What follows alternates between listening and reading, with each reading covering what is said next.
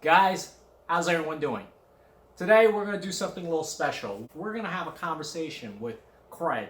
He's been editing the last 22 videos for this channel, and I wanted to get him involved because he had some questions about NFTs, non fungible tokens. So we did our best to answer these questions. And this is a lovely piece of artwork of our friends, and I think it's priceless. I might tokenize this on the ethereum blockchain.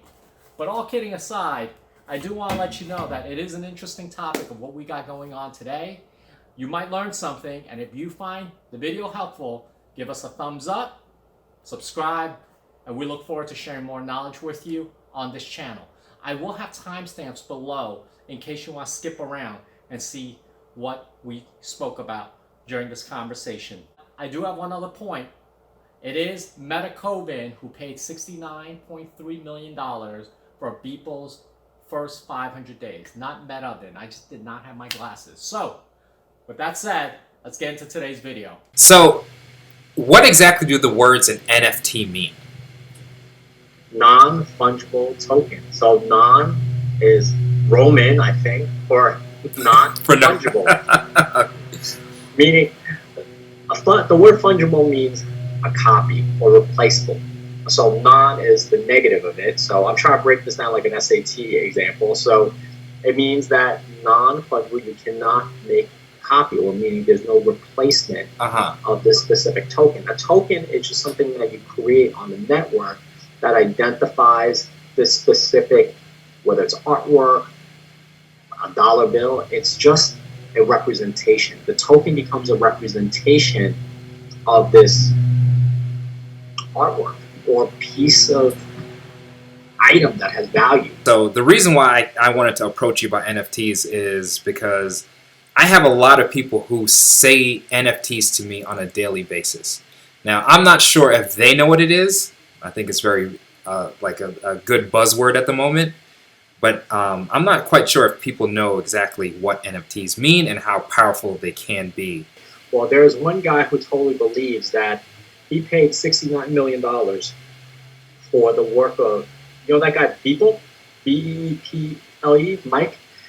It was in the article I sent you. Oh, yeah. He's the artist. So what he did was, he's very famous for his work where he creates digital artwork.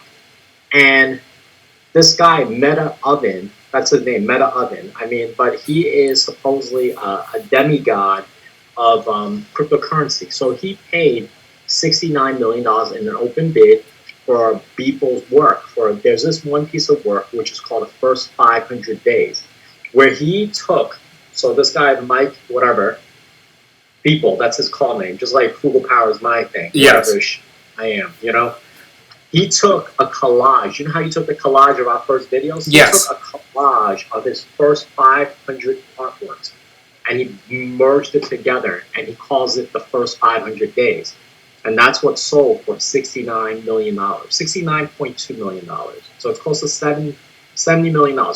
And when they interviewed Metakovan just recently, they said, hey, do you think you overpaid? He said, hell no. He said, I was actually going to offer more than $70 million for that piece of artwork, because he totally believes that this piece of artwork, from a standpoint of being a digital artwork, is going to reshape the art market for two reasons. One is that he thinks it's going to open sort of the floodgates for a lot of other artists to be able to sell their creative works in an open market, so that there's going to be exposure to smaller artists in Asia and other parts of the world that would have never been exposed to if they didn't have this NFT buzzword to sell artwork. So that's the first thing. So he thinks that the piece that he owns is going to be $1 billion.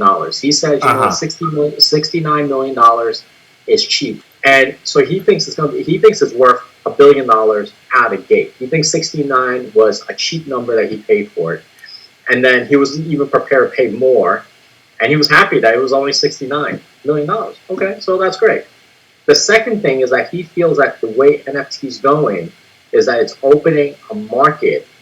Going back to the first point, it's opening a market for the democratization of other artists to be able to sell their artwork. So it goes back to, again, what the whole theory of cryptocurrency is about, which is not having everything to be centralized, but being able to be open to everybody. And because it's going to be open, he's holding the first artwork that's going to open everything else. So that's why he thinks it's going to be historic in value. So yeah. Well, let me ask you this: as a newcomer to this whole NFT thing, right? I personally feel that they're valuing digital artwork more than an actual painting, from I guess traditional medium of art. Do you think that it's just because it's so new, or do you think that that's just a wave of the future where art it just elevated? That's the new price tag. I think it's elevated, but it's also another market. So when you look at the people who buy traditional artwork, that's usually quote unquote old money. So going back to this article that I was citing, they were saying that 80% of the people that put in this digital bid for this first 500-day people artwork, 80% of them were either millennials or Generation Z. So they were all under 30 years old. Wow. So from a standpoint of the next generation of people who are looking into this digital artwork, they believe that there's certainly value because they're the ones that are more likely to buy cryptocurrency. They're the ones that's more likely to invest in Ethereum, Bitcoin, versus, say, the older generation. The older generation believes in our favorite $2 bills. They believe in this. They believe in the fiat money. Yeah. Now, the newer generation believes in something else, which is entirely on what's new, which is the Bitcoin. And that's exactly the fundamental of what the NFT is based on. It's based on every server or every node. Think about it this way. Everybody on that network knows that there's only one copy of that artwork. It's written to the blockchain. And I keep fixing this because my VPN keeps popping up. So yeah. Anyway, the whole point is there is a market. There is no doubt a market for it. Now, how long this market's going to go for, if it's going to be a bubble, if it's going to crash, no one's going to know. But they think on average, like think about it, Mike, that guy Beeple, his artwork generally sells for $1,000 a piece on average. Yeah. The other big one he sold was he did like a little bird flying. It was a 10-second JPEG, like a little moving JPEG, and it was digitized and written on the blockchain as a NFT, and that sold for $10 million. But he said, I would have never thought that his first 500 days is going to be $70 million. So you got one guy who's buying and saying, I paid too cheap for it. He's like, I would have paid you more. Yes. And then the artist who's saying, oh shit, the last artwork that I did was $10 million, and I'm like excited because generally my stuff is $10,000 on average. And then, he was like, I'm excited that, they got $70 million out of it. I call him Metakovan, but it's Metakovan. That's the guy's name. He's actually, he's very young, very bright. I mean, it's Metakovan, not Metakovan. I stand corrected. It's Metakovan. He pays $69.3 million for that artwork. Well, did you call him Metakovan through this whole thing? What did you call him in this whole video? I called him Metakovan. Hey, it's quick. My old eyes are fit. I'm not wearing my glasses, but he actually just came forth just recently about paying for it. His name is Vignesh Sudarasan. And that was actually yesterday. So that's Suda Robinson. Yeah, and that's what I was saying. It seems like the price difference between, I guess, what you call traditional art and the new art is just so different. Art is still going to be there. I mean, people still pay hundreds of millions of dollars for a Leonardo. Yeah. But the problem with a Leonardo is that unless you're a fine connoisseur and you have a team of guys who have studied artwork for a lifetime to be able to authenticate and say, listen, this is the real deal, Holyfield, right? They're going to be like, oh, it's not a copy. But with digitization, NFTs, it makes it so easy. It's just like it's easy to validate on the network and say, oh, yeah, that's a fake. There was already one copy of the first 500 days. Yes. And you, mofo, don't own it. This guy does. It's a fake. Fraud. Get out of here. So are there different levels that you, or like hoops that you have to go to like actually own an NFT? For example, I know another big one is basketball cards, right? Yes, that's actually no. So wouldn't the photographer own that image before I own the image, or how does that? What's the hoops that you have to actually jump through to actually own a piece of that? Given basketball cards as an example. So whoever that creates that first image, they have to write it on the blockchain. So there's a process that they go through to write this artwork onto the blockchain.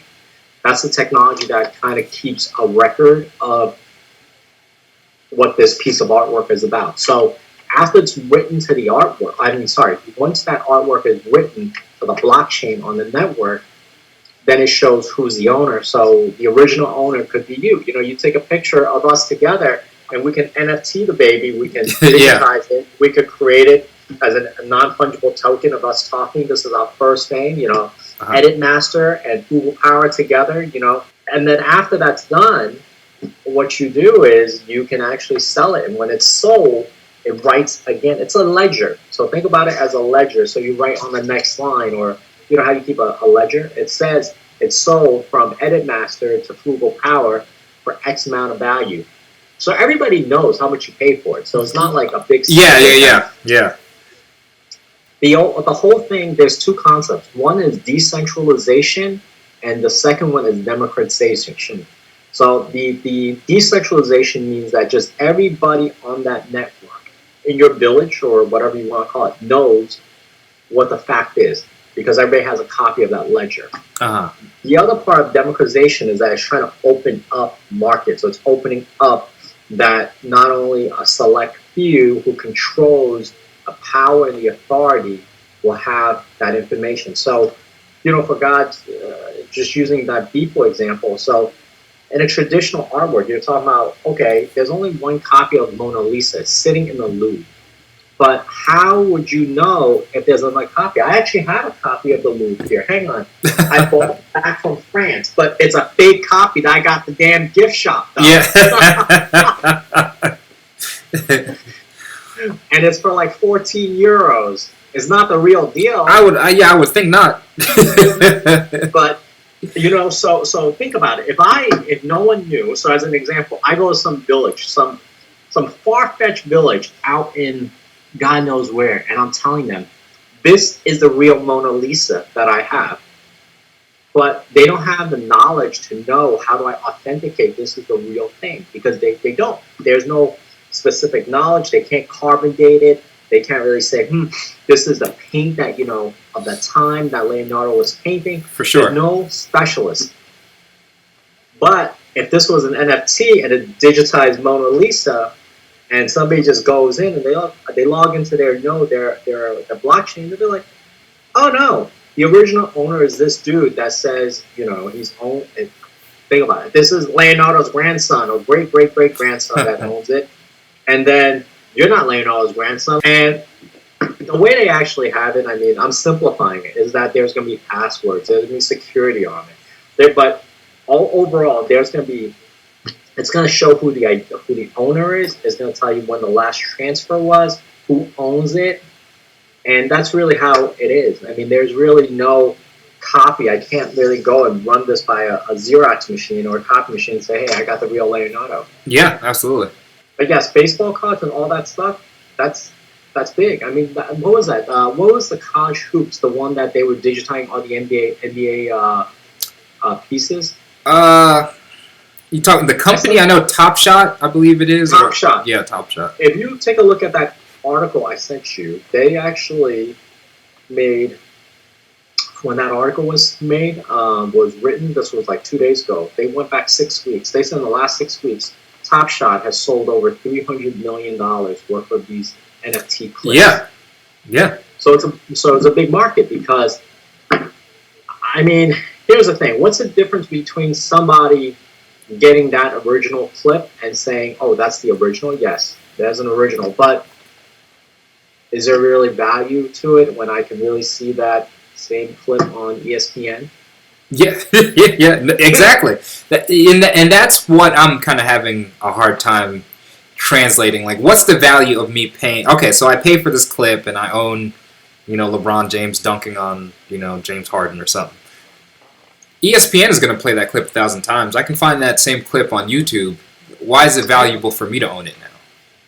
That's a good question. Why would you pay for it? Because think about the tulip bubble. Do you remember in the 1400s when there was the in Holland, right? Correct. Yeah.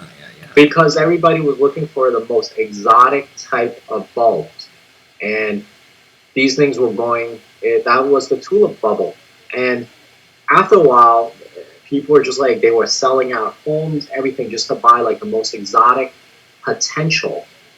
And I think eventually people are going to realize after this craze is over, this is my 2 cents, I think after this craze is over, people are going to realize that there are certain things that's very unique from an artistic standpoint, that there's only one copy of it. There is something that has significance, yes. But there are maybe other things when people are like, well, it goes back to that whole fungible thing, non-fungible token. Fungible meaning there's no other replacement. Like, for instance, my $2 bill here. This is a fungible kind of $2 bill because I can pull up another $2 bill and it replaces this. And what makes it even more fungible is that I have a whole stack of fungible dollars. These are all $2 bills. Yeah. So think about your clip in that scenario. If ESPN has it, ABC has it, Viacom has it, everybody has a copy of it, and it's showing the same thing, there's nothing special about it. It's not as though if I have that clip, you guys can't play it until you come to me and say, you know what, your lordship, I need to get the copyright, so can we play it and we'll pay you. Yeah. And that's how you're going to monetize it. And this is what that guy Metakovan said. He said the way he's going to monetize that first 500 days is he's going to loan it out digitally to other museums so that they will pay him to use that. Because there's no other copy of that Beeple artwork the first 500 days. So he owns the one and only. That makes it non-fungible. But when you have the same clip of, say, LeBron dunking on Harden, and it's being played across the wire, you can see the same thing, that may not be it. Okay. That defeats the whole aspect of what's fungible. Fungible means there's no other copy. This is the only one and original. Gotcha. You can't replace it.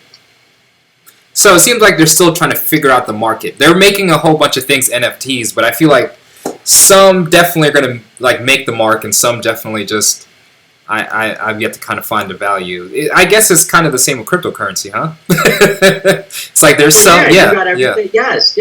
You got like all sorts of flavors. You got everything from Dogecoin, from the dog, which was as a prank, to you got Bitcoin, you got Ethereum, and by the way, the network that they use is for NFTs is the Ethereum network. Okay, I didn't know that. Yeah, so think about it. Like, you ever been to New York? You take the different subway lines? Yeah. Do you know the origin of why there's different colors of the subway lines? I do not know. It was because when this analogizes to NFTs very well. Okay. Back in the days when when the city put out these bids to start the subway tunnel, there were all these companies that started digging. So, and the way they identified which company they were was the line was a color. So you got that yellow line, which was one company. The orange line was another. The green was another. Because every company started digging and doing their own stuff. Huh. And that's why you got, and for a long time, until New York City took a hold of it and started merging these points, that's why there were certain limited transfer points in the subway. It's only when these companies were merging together that you could actually have transfer, because otherwise you'd be like, you would have to get out, walk across a couple of boulevards, and then hop on to the next. Okay. So that's the same thing, because right now NFTs are written only on the Ethereum network. So eventually some other guy might say, you know what, I want to create a Doge NFT. So I'm going to start creating all this stuff. Maybe I'm going to just do it on puppies. Like I have a dog. I'm going to start doing Marvy on the Doge network. I think fundamentally what an NFT is, it starts with the fact that it stands for a non-fungible token. It's the non-fungible part that's the most important. A token, you can create any type of token. A token is just a representation. But non-fungible, meaning there's only one copy, it can't be replaced, and this is the one and only, is what makes it unique. And people are willing to pay for that uniqueness. Because think about it. Now, why do you think Lamborghinis only have like certain cars that are only 100 limited edition? It makes it so that it's very coveted. Just like that Beeple artwork. The reason someone's going to want to pay almost $70 million for that piece of artwork is because it's highly coveted. There's only one. But now, if you are giving an example of, say, for instance, I'm going to have 100 copies of LeBron dunking on Harden and call him NFT, yeah, you know, people might do it because it's on the rage and they're going to pay a few $1,000s because they say, hey, I might have the one for, you know, at 9:05 in the third quarter, LeBron takes the shot and he's right over the Harden and he dunks it. I have that one. But then I'll be like, wait, hang on for a second. The only way that makes it unique is that if whatever company's in there is the only company that's shooting and they actually have access to that clip only and that they can license it out. Yeah. Otherwise, that doesn't make sense because ABC's there. Oh, I got, ESPN, ESPN2, and all these companies. There's like multiple cameras that's taking all this in and be like, hey, you know what? This is what makes it interesting. It's going to be competition because if you are going to sell that NFT for the same clip for $1,000, I'm going to sell it for $900. And the next guy's like, hey, I have the same thing. I'm going to sell it for $700. So in essence, it's a reverse bidding system. Not only now are you not bidding higher, you're making things cheaper because what happened is you've taken the non out of fungible. You made it a fungible. Made it a fungible token. Yes. Yes, it's just a fungible piece of clip. You can digitize it. You can put it on YouTube. You can do all things that you want, but it doesn't matter. I mean, you know what makes it also probably a little more hyped up at the moment is because Elon and Jack, you know, from Twitter, right? Yes. Dorsey. Yep. So he actually made the first tweet that he had as an NFT. Yeah. Yep. But what makes his tweet unique is that was Jack Dorsey's first tweet. Yeah. It's his tweet. It's under @JackDorsey. It's not like, you know, at Brian Chen and I'm like, hey, you know, I'm Jack Dorsey too. No, I'm not. That's what made it unique because then he could sell it because that was his tweet. It's unique. There's going to be a hype on it though. I mean, what you can probably take out of this conversation is that one, there's going to be a hype for sure because everybody's going to be on this bandwagon of, hey, how can I monetize? They want to make money out of it. So they're going to monetize everything from my freaking eczema cream to like my pen to everything that's under the sun. They're going to try to monetize it and try to sell it. But then eventually it's going to saturate the market. That's how it works. You know, in the beginning, it's unique. It's something different, like what this guy Metakovan was talking about. Yeah. He is saying, hey, you know what? The reason he's going to pay this is, again, it's unique. I'm paying for this because it's the first one where Beeple merged his first 500 artworks together as one, and there's only one copy of it. I'm going to own it. And if I own it, I'm going to be able to kind of rent it out to other art galleries, digitization, because of its uniqueness, and I can make my money back that way. That's how he's thinking about it. Because of the historic value, it's also the value of what it does for the community and also as a direction for NFTs. But people are going to start taking advantage of that, and you know, the clip that you're talking about is, they're Topshot or whatever it is, they're going to start making a lot of money, but then people are going to be realizing, okay, own this. What happens is, can you sell it? This is the most important thing. Yeah. Can you liquidate something? What makes something, it goes back to the fundamentals of, you know, what we talk about on the channel. What makes something liquid and illiquid? Liquid is, if I want to convert it into any exchange or currency as quickly as possible, I can do it. Stocks like that. That's why people trade in stocks, because you know what? That's why there's day trading. I can go in a minute, I can exit a minute later if it's gone up $10 and I can get money out of it. Yeah. That's liquidity. The problem with stuff that's not liquid is like a home. Like, you know, for a long time, you know, Jordan was trying to sell his home in Chicago. He was like, a lot of problems. Yeah. Because it's illiquid. It's like, listen, there's only so many guys in the world that's going to want the same gold toilet in 7 bathrooms. I may not be that guy. Right? Yeah. There's only so many guys that's going to be like, hey, I really want number 23 in my gate. You know? Yes. You have to find, so that's why real estate is typically not as liquid. I mean, there's value to it, but it's going to take a while to sell it. That's why it's not a liquid asset.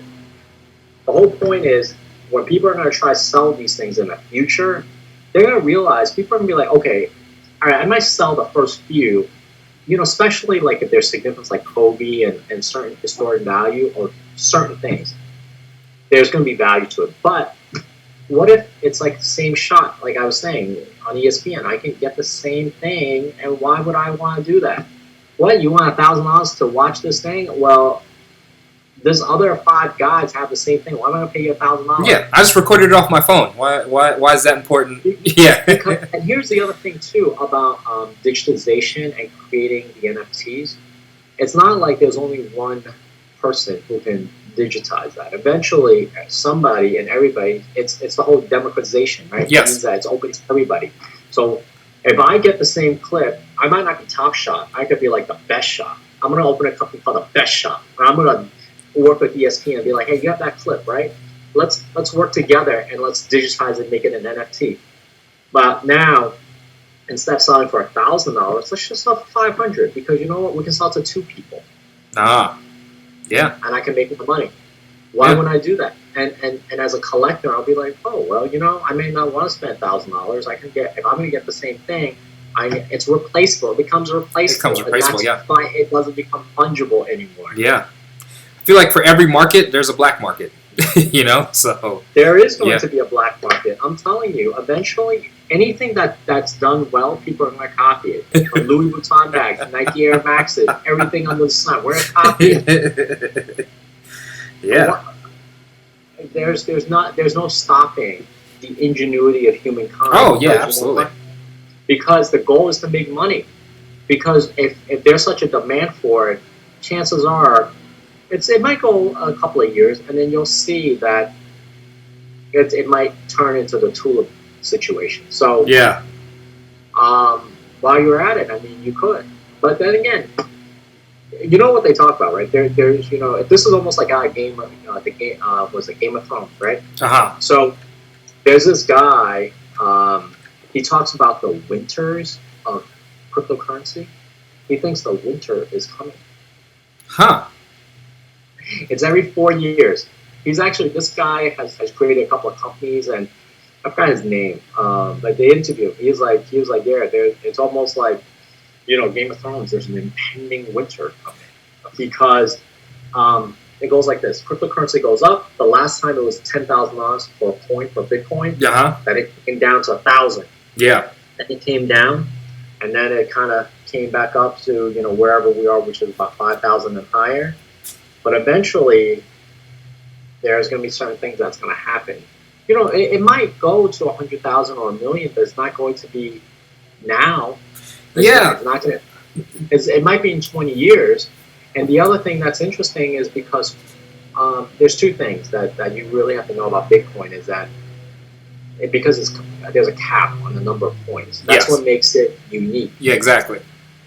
So all those miner stocks that I was talking about, that I was to take a look at, they're going to spend more energy to mine, but they're going to get less and less because I forgot what the X number of years is that the Bitcoin only have. So I think it's 4. It's like every 4 years. It's every 4 years? Okay, yeah. So it's every 4 years. It starts, so pretty much have a curve like this. After a while, as you hit towards capacity, you're going to have this curve where it's almost going to be there, where you're going to be spending the same amount of energy processing power, but the number of coins that you're going to be getting out of it is going to be less. Yeah. But, the whole network does pay you. There's a little, they call it the surcharge. So when you do the mining to solve that mathematical algorithm, they do pay you in terms of a coin for how much work that you have done because it's covering your overhead. It's almost like rent. It's covering it's like a triple net lease. They cover you for rent, housekeeping, and also for mining. Wow. You better be the first one, but in order to get that, you better be the first one to solve that equation to get that coin though. Yeah. It's competitive. Man. Anyway, that about wraps us. Yeah. What's the summary? What is the summary? What is the takeaway for NFTs? NFTs is a booming market right now. It's only in its infancy. It's growing. A lot of people are digitizing special, unique, non-fungible artwork or other things so that they can actually monetize it or they can keep it. But the whole goal is to store value. You want to store value in it. And what makes it valuable is the fact that it's non-fungible, it's unique. But when you start having things that's going to be replicated and then you can actually make copies of it, it's going to take away that whole non-fungible aspect of this NFT business. And then eventually there's going to be more and more copies of it. People might do this on the Doge network. They can do it. I mean, right now it's on the Ethereum network, as we were talking about. And it may not work out. And then people will be like, yeah, I'm going to start digitizing my little coconut rose that I enjoy so much so that it can be unique. And it's, Yeah. you know, Who knows where that's going to take it, you know? Yeah. yeah. So, Edit Master, I hope that helps. It does.